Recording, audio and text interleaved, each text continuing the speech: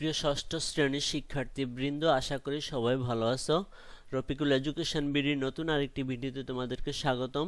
তো আজকে আমরা যেটা দেখব, তোমাদের যে বার্ষিক পরীক্ষা হচ্ছে অথবা সামনে হবে, সেই বার্ষিক পরীক্ষার গণিত প্রশ্ন নিয়ে আমরা আলোচনা করব। তো এই প্রশ্নটি পেয়ে হয়তোবা তোমাদের প্রিপারেশন আরও ভালো হবে। আমি বলছি না যে এই প্রশ্নটি হুবহু আসবে। তোমরা অনেকে আমাকে প্রশ্ন করো, স্যার এটা কি আসবে কি না, এটা রিয়েল প্রশ্ন কি না। আসলে এটা রিয়েল প্রশ্ন, এটা আমাদের স্কুলের বার্ষিক পরীক্ষার প্রশ্ন। তো তোমরা এই প্রশ্নটা যদি প্র্যাকটিস করো তাহলে তোমাদের প্রস্তুতি ভালো হবে। হ্যাঁ, এখান থেকে কিছু আসতেও পারে, নাও আসতে পারে, তবে তুমি কি পারো না পারো সেটার একটা পরীক্ষা হবে এই প্রশ্নটার মাধ্যমে। তো প্রথমে এখানে যেটা দেওয়া আছে সেটা হলো তোমাদের 25টি এমসিকিউ। তো এখানে 15টা থাকবে এমসিকিউ টাইপ আর 10টা থাকবে কি এক কথায় উত্তর দাও। তো এখানে এক নম্বরে যেই 15টা এমসিকিউর প্রথম এক নম্বরে কি দেওয়া আছে, 15 কেজি চালের দাম 1850 টাকা হলে 5 কেজি চালের দাম কত।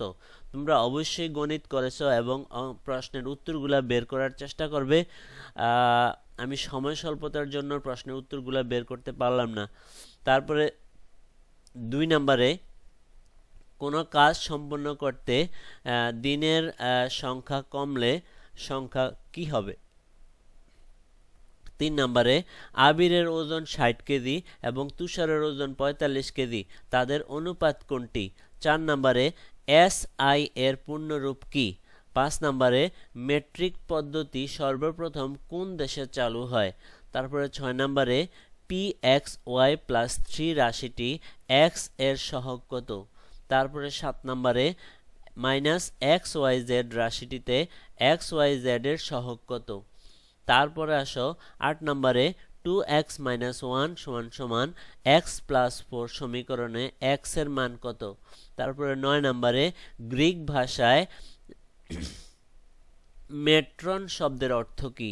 তারপরে 10 নম্বরে এক সরল কোণ সমান কত ডিগ্রি। 11 নম্বরে কার নির্দিষ্ট দৈর্ঘ্য নেই।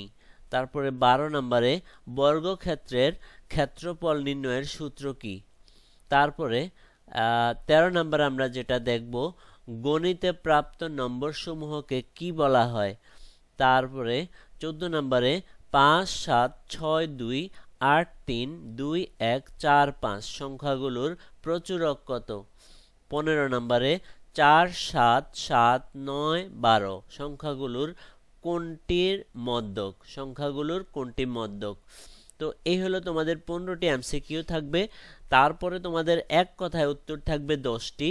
এগুলা এক কথায় উত্তর দিতে হবে। 1 নম্বরে বীজগণিতে সংখ্যা প্রতীক বা অঙ্কগুলো কি কি। তারপরে 2 নম্বরে 3x - 2yz + 7a + 9 রাশিতে কয়টি চলক আছে। তাই এখানে চলক শব্দটি বাদ পড়ে গেছে, কয়টি চলক আছে। তারপরে 3 নম্বরে x - 4 = 1 সমীকরণে চলক কোনটি। তারপরে 4 নম্বরে x/5 - 12 = 0 সমীকরণে মূল কত। তারপরে 5 নম্বরে ত্রিভুজের শীর্ষ কতটি। তারপরে 6 নম্বরে বই কোন ধরনের বস্তু।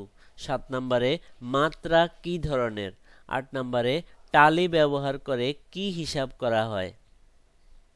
তারপর 9 নম্বরে -3 -5 -1 -7 -9 উপাত্ত সমূহের মধ্যক কত। তারপরে 10 নম্বরে -10 -11 -2 -20 -5 -8 উপাত্ত সমূহের প্রচুরক কত। তো প্রিয় শিক্ষার্থীরা, এই হলো তোমাদের 10টি এক কথায় উত্তর দাও। তারপরে খ বিভাগে তোমাদের যেটা করতে হবে, খ বিভাগে এসে তোমরা পাবা 1 নম্বরে নিচের প্রশ্নগুলোর উত্তর দাও। তার মানে এখানে 13টা প্রশ্ন আছে। 13টা প্রশ্নের প্রত্যেকটার মান হলো 2 করে, 13 দুগুণে 26। তাহলে ক নম্বরে যেটা দেওয়া আছে, 8টি ডিমের দাম 72 টাকা হলে 15টি ডিমের দাম কত। খ নম্বরে পিতা ও পুত্রের বয়সের অনুপাত 4:1। তাহলে পিতার বয়স 40 বছর হলে পুত্রের বয়স কত। গ কোন পরীক্ষায় মোট 300 নম্বরের মধ্যে তুমি 240 নাম্বার পেয়েছো, তাহলে মোট নাম্বারের শতকরা মোট কত নাম্বার পেলে? ঘ, যোগ করো 7x plus 5y plus 2z, 3x minus 6y plus 7z, তারপরে minus 9x plus 4y plus z। তাহলে এই রাশিগুলো সবগুলো কি করতে হবে? যোগ করতে হবে। রাজুর উচ্চতা 1.35 মিটার এবং তার ভাইয়ের উচ্চতা 9.6 ডেসিমিটার। তাদের দুইজনের পার্থক্য কত?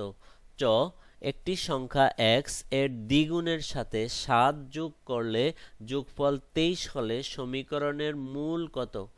তারপরে ছ, নিচের সমীকরণটির সমাধান করো। 20 মাইনাস a সমান সমান 7a প্লাস 56। তাহলে এই সমীকরণটি সমাধান করো। 6 এর পরে বর্গীয়জ্যতে কি? একটি ঘনক আকৃতির বস্তুর ধার 4 সেন্টিমিটার, তাহলে বস্তুটির সমগ্র তলের ক্ষেত্রফল কত? তারপরে ঝ, 50 হতে ছোট মৌলিক সংখ্যাগুলো লিখো, তারপরে সংখ্যাগুলোর গড় নির্ণয় করো। তারপরে নিয়, রেখাংশ ও রাশির মধ্যে দুটি পার্থক্য লিখো। তারপরে ট, বোর্ডটির পরিসীমা কত?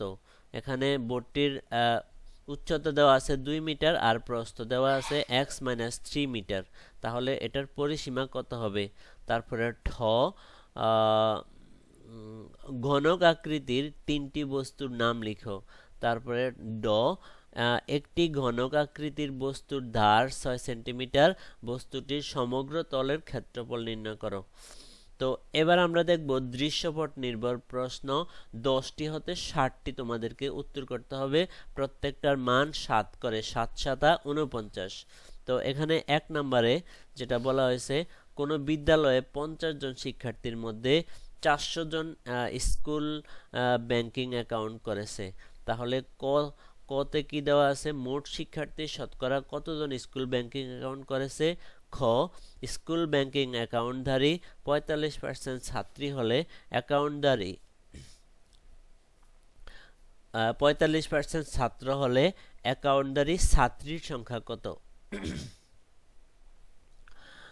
তারপরে 2 নম্বরে, শ্যামপুর গ্রামের 1800 জন লোকের মধ্যে 52% লোক ছিল মহিলা, তাহলে কতে কি হবে? ওই গ্রামে মহিলার সংখ্যা কত? আর খতে হয়েছে, যদি ওই গ্রামের মহিলার সংখ্যা 226 জন বেশি হতো তবে পুরুষের সংখ্যা শতকরা কত হতো? তারপরে 3 নম্বরে, মনে করো একটি শিশুর বয়স 6 বছর এবং অন্য একটি শিশুর বয়স 9 বছর 6 মাস। তাহলে এখানে যেই ক এবং খ করতে হবে, কতে দেওয়া আছে দুটি শিশুর বয়সকেই বছরে রূপান্তর করে তাদের বছরের অনুপাত নির্ণয় করো। খতে হচ্ছে দুটি শিশুর বয়স মাসে রূপান্তর করে প্রাপ্ত অনুপাতের সাথে মিলিয়ে দেখো। তারপরে 4 নম্বরে, একটি আয়তাকার বাগানের দৈর্ঘ্য 32 মিটার এবং প্রস্থ 24 মিটার, এর ভেতরে 2 মিটার চওড়া একটি রাস্তা আছে। তাহলে কতে যে আনসারটা তোমাদের করতে হবে, বাগানটির ক্ষেত্রফল কত? তারপরে খতে হয়েছে রাস্তাটির ক্ষেত্রফল কত? তারপরে গতে হয়েছে যদি বাগানটির ক্ষেত্রফলের সমান ক্ষেত্রফল বিশিষ্ট একটি আয়তক্ষেত্রের দৈর্ঘ্য প্রস্থের 3 গুণ হয় তবে আয়তক্ষেত্রটির সমান পরিসীমা বিশিষ্ট বর্গক্ষেত্রের ক্ষেত্রফল কত? তো এই হলো তোমাদের 4 নম্বরে। তারপরে 5 নম্বরে যেটা আছে, 5x square plus xy plus 3y square, তারপরে কমা x স্কোয়ার মাইনাস 8xy, কমা y square minus x square plus 10xy। তাহলে এই তিনটি বীজগণিতিক রাশি হলে কতে রাশি তিনটির যোগ করো আর যোগফলের xy এর সহগ কত সেটা দেখাতে হবে। খ নম্বরে 5x square plus xy plus 3y square থেকে x square minus 8xy minus আবার y square minus x square plus 10xy, এই রাশিগুলো কি সরল করে এর মান নির্ণয় করো। যখন x সমান সমান 2 এবং y সমান সমান 1 হয়। তো এই হলো 5। 5-এর পরে 6 যেটা দেওয়া আছে, একটি আয়ত আকৃতির বোর্ড, এটার দৈর্ঘ্য উচ্চতা হয়েছে 2 মিটার আর প্রস্থ হয়েছে x-3 মিটার। তাহলে ক নম্বরে বোর্ডটির ক্ষেত্রফল নির্ণয় করো, খ নম্বরে বোর্ডটির পরিসীমা নির্ণয় করো, গ নম্বরে যদি একটি আয়তাকার ঘরের দৈর্ঘ্য প্রস্থের 1.5 গুণ তাহলে এর ক্ষেত্রফল 216 বর্গ মিটার হলে পরিসীমা কত হবে। তারপরে 7 নম্বরে একটি আয়তাকার ফুল বাগানের প্রস্থ 2 মিটার, প্রস্থ দৈর্ঘ্য 2 মিটার এর বেশি। আচ্ছা, প্রস্থ দৈর্ঘ্য 2 মিটারের বেশি। তাহলে ক নম্বরে যেটা আছে, বাগানটির প্রস্থ x মিটার হলে এর পরিসীমা x এর মাধ্যমে লিখো। তারপরে খ নম্বরে বাগানটির পরিসীমা 36 মিটার হলে এর প্রস্থ কত। গ নম্বরে বাগানটি পরিষ্কার করতে মোট 320 টাকা খরচ হলে প্রতি বর্গ মিটার পরিষ্কার করতে কত টাকা খরচ হবে। তারপর এখানে একটা ত্রিভুজ দেওয়া আছে, এই ত্রিভুজটার থেকে তোমরা এখানে ত্রিভুজ এ বি সি একটি সমবাহু ত্রিভুজ, তারপরে কি এডি, তারপরে বিই ও সিএফ ত্রিভুজটির 3টি উচ্চতা ও মধ্যমা উভয়ই।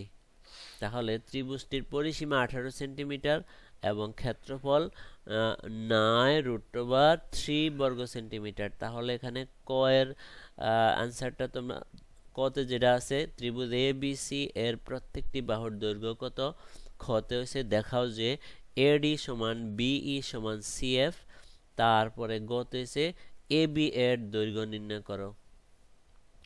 তারপরে 9 নম্বরে যেটা, একজন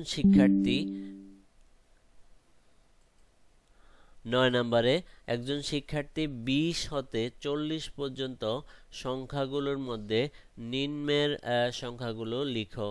20 হতে 40 পর্যন্ত সংখ্যাগুলোর মধ্যে নিম্নের সংখ্যাগুলো লেখো। তো এখানে যে সংখ্যাগুলো দেওয়া আছে সেখান থেকে তোমার ক নম্বরে কি করতে হবে, প্রদত্ত সংখ্যাগুলোকে মানের ক্রম অনুসারে সাজিয়ে লিখো। তারপরে খ উপাত্তগুলোর মধ্যক ও প্রচুরক নির্ণয় করো। গ প্রদত্ত তথ্য উপাত্তের রেখাচিত্র আঁকো। তারপরে ঠিক একইভাবে আরেকটাও দেওয়া আছে 60, 75, 71, 10 নম্বরে যেটা, সেখান থেকে তোমরা কি করতে হবে, কতে বিন্যস্ত উপাত্ত কাকে বলে। খ উপাত্তগুলোকে মানের ঊর্ধ্বক্রম ও অর্ধক্রম অনুসারে সাজাও।